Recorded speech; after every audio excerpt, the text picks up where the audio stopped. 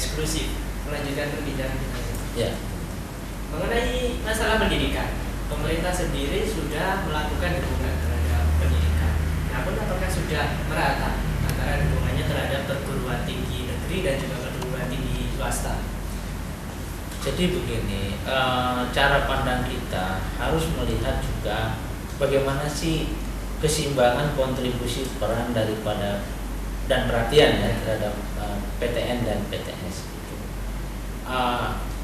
Kita harus diingatkan bahwa kontribusi PTS seluruh Indonesia ini sangat tinggi ya. Ada 4.000 perguruan tinggi swasta, menengah, kecil dan besar. Perguruan tinggi negeri itu hanya 400, sepersepuluhnya dari PTS ya. Artinya PTS ini kan masyarakat ingin berperan mencerdaskan anak bangsa kan, itu kan amanah dari Undang-Undang Dasar 45 kita gitu kan. Nah, daya serap daripada PTN pun se-Indonesia ini 2 juta. Kalau PTS 5 juta, nah bayangkan. Jadi ada sekian 5 juta masyarakat Indonesia yang kuliah di PTS. Ini aset bangsa yang kita harus bertanggung jawab terhadap keluaran dan output kualitasnya gitu kan. Tidak hanya anak-anak di PTN yang terseleksi sedemikian rupa gitu. Nah seringkali kan di PTN itu kan terseleksi karena apa? Kemampuan akademik itu anak siapa sih? Pasti kan anak-anak the head yang punya gizi baik, IQ-nya bagus gitu loh.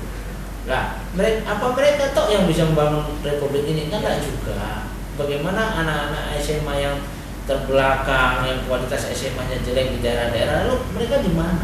Mereka yang berangkat dari wilayah yang terpinggirkan gitu. Betul, yang kita tahu sendiri kualitasnya udah kita bisa baca lah karena kualitas gurunya, sarana prasarananya gitu. Nah orang ini bagaimana?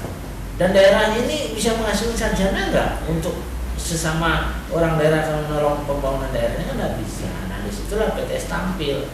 Jadi menurut saya perguruan tinggi yang betul-betul bekerja itu PTS sebenarnya, karena dia menampung raw material, bahan baku yang tidak sesempurna yang diterima di negeri, tapi harus diolah, dididik sedemikian rupa sehingga keluarannya bagus. Saya cenderung, menurut saya akhir-akhir ini kondisi Indonesia ini keluaran sarjana itu sebaiknya itu bukan soal kemampuan akademik melulu lah, ya bukan soal dia nilai-nilainya baik gitu ya. Betul. Ya kemampuan akademik standar aja, yang penting kemampuan etika moral, daya juangnya bagus, itu dibutuhkan loh daerah-daerah. Nah sebab itu perguruan tinggi swasta harus bekerja keras. Nah persoalannya kan dalam keterbatasannya swasta ini tarung sendiri, di antara swasta bertarung, di antara swasta dan negeri juga bertarung, saling merebut pasar. Bahkan negeri pun kayak jala ikan pukat harimau ya, semua ditangkapin gitu ya. Enggak rahasia umum lagi. Di Jawa Timur ada mahasiswa yang negeri sangat terkenal, tapi mahasiswanya ribuan.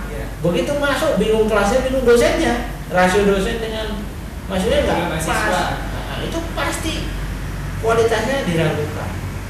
Uangnya masuk memang besar. Nah ini pemerintah harus tegur.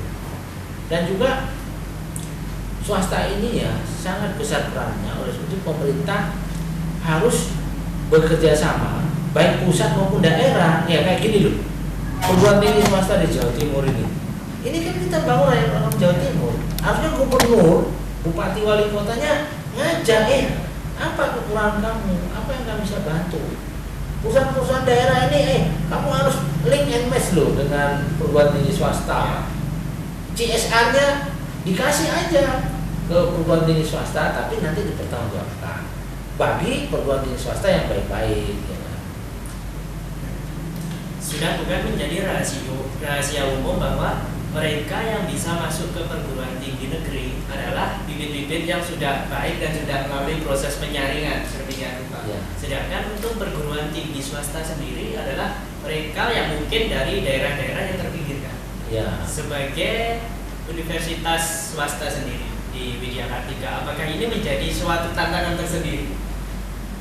Saya bekerja sama dengan Bupati Mentawai karena beliau mengeluh kepada saya, Pak, ini anak-anak lulusan terbaik di kota, alumni UI, UGM, nggak akan bakalan mau Pak kerja di saya.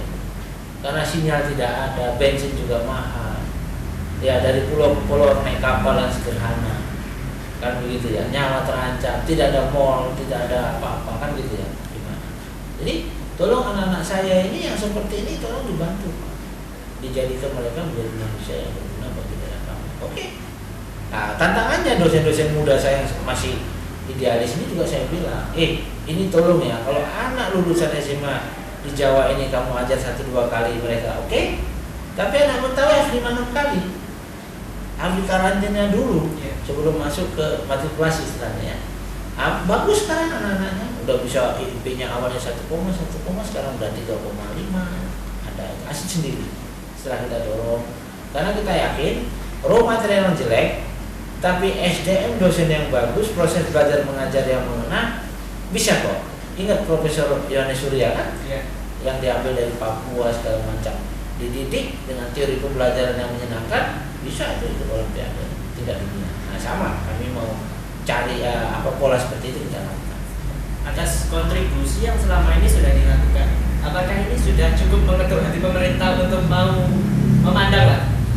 Ya ini yang kita sering himbau di Forum Rektor Indonesia, juga kita himbau, ayolah pemerintah sekarang memperhatikan ya, memperhatikan bahwa ternyata partisipasi perguruan tinggi swasta ini juga sangat tinggi ya. Saya tidak mengatakan kalau ada perguruan tinggi swasta yang nakal, yang cuma orientasi cari duit, punya kelas jauh, ya kan? Nah itu saya setuju segera ditutup, di punishment. Tapi kita yang berjuang ini banyak kekurangan kita, ya bantulah misalnya laboratorium yang bagus, hubungan dengan dunia usaha dan dunia industri, supaya mereka juga mau menjadi tim teaching, menjadi factory learning gitu kan, untuk supaya mengimbangi dosen kami yang cenderung textbook misalnya. Juga saya ada ide begini, perguruan tinggi negeri dan swasta yang ternama membentuk sebuah asosiasi atau perkumpulan, mereka diwajibkan untuk membina PTS-PTS yang kecil. Kan gitu. Apa yang dibina? Ya sistem informasi akademiknya, SDM-nya. Kalau saya nih sedang studi lanjut beberapa yang jadi dokter ke luar negeri nih, dosen saya. Kan nggak ada yang ngajar di sini. Nah, datang dari perguruan tinggi negeri yang swasta yang baik itu membantu saya misalnya ngajar sementara di sini, teknologinya dan seterusnya. Saya kira ini lebih baik gitu. Dari mana dananya? CSR tadi itu dari perusahaan-perusahaan ada di daerah. Untuk ketika Anda melihat, apakah selama ini masih terjadi pengkontak-kontakan antara perguruan tinggi swasta dan negeri? Oh iya, jadi diskriminasi itu masih ada ya kan. Misalnya nih ya, saya bicara dengan rektor UGM yang kemarin Bu Megawati, sekarang dia lagi proses pemilihan di UGM. Itu dana operasionalnya untuk UGM 1 tahun 1,2 triliun. Besar. Itu di luar gaji loh. Iya. Jadi saya guyon ke beliaunya, Bu, kalau UGM nggak maju ya bahasa Jawanya kebacut, Bu. Kita ini cari sendiri, saya mau tanam bunga aja saya cari uang sendiri dulu kan. Ya kan, mau buat kantin yang baik saya putar otak untuk cari uang gitu loh. Bagaimana dosen saya Space Sejahtera saya putar otak cari uang gitu kan. Nah seperti itu kan. Demikianlah pembicaraan kita. Pemirsa, kita kembali lagi dalam dialog eksklusif.